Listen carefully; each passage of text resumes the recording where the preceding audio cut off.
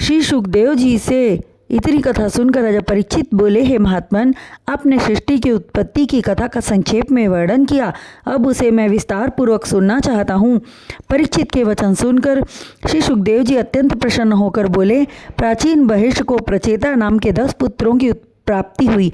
प्रचेता लोग भगवान शिव से ज्ञान प्राप्त कर समुद्र के किनारे तप करने चले गए और हजारों वर्ष तक कठिन तप करने के पश्चात जब वे बाहर निकले तो वृक्षों द्वारा मार्ग को अवरुद्ध पाया, जिससे वे अत्यंत क्रोधित हुए और अपने मुख की अग्नि से उन वृक्षों को जलाना आरंभ किया। तब चंद्रमा ने निम्नलोचा नामक कन्या को, जो मेनका नामक अप्सरा और विश्वामित्र के संयोग से उत्पन्न हुई थी, को लाकर प्रचेताओं से उसका विवाह कर दिया। प्रचेतों ने आंख उठाकर उस कन्या की तरफ देखा। प्रभु इच्छा एवं तप के प्रभाव से निम्नलोचा को उसी समय गर्भ रह गया और 10वें माह में प्रचेतस दक्ष उत्पन्न हुए। तब प्रचेतों ने दक्ष को सृष्टि का विस्तार करने की आज्ञा दी। आज्ञा पाकर दक्ष जी ने अपनी संकल्प शक्ति से बहुत से मनुष्य उत्पन्न कर दिए, परंतु वे भोग विलास में रुचि न लेते थे, जिससे सृष्टि का अधिक विस्तार न हो सका।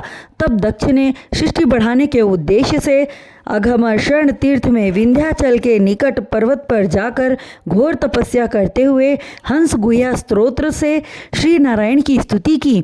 श्री सुखदेव जी बोले, हे राजन, वह स्तोत्र मैं तुम्हें सुनाता हूँ। हे भगवान, आप प्रकृति से परे हैं, मैं आपको नमस्कार करता हूँ। जो इस जीवात्मा से स्नेह करता है वह समस्त इंद्रियों का हाल जानता है, परंतु इंद्रियां उसके भेद को नहीं जान पाती।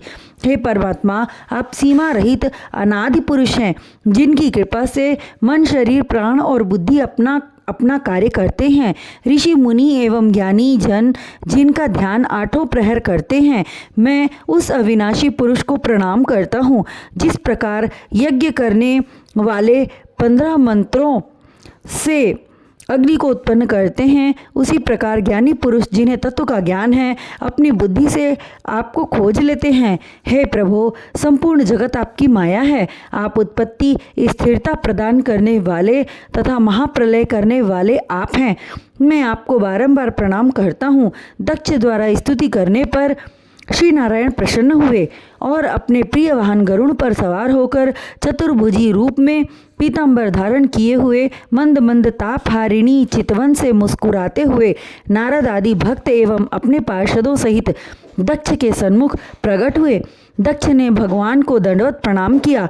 तत्पश्चात मुरली मनोहर घनश्याम बोले, हे प्रचेता के पुत्र भाग्यवान दक्ष, तुमने सृष्टि की वृद्धि हेतु तप किया है। सृष्टि की वृद्धि करना मेरी ही इच्छा है। ब्रह्मा ने भी तप करके सृष्टि की रचना की। तुम भी पंचजन्य प्रजापति की कन्या आसिक्ति से विवाह कर मैथुन क्रिया द्वारा संसार उत्पन्न करो। मानसिक सृष्टि से उत्पन्न मनुष्य विरक्त होकर तप करने चले जाते हैं। स्त्री पुरुष के भोग से मोहिनी सृष्टि उत्पन्न होकर सांसारी माया से लिपटे रहेंगे। इस तरह दक्ष जी को उपदेश देकर भगवान अंतर्ध्यान हो गए।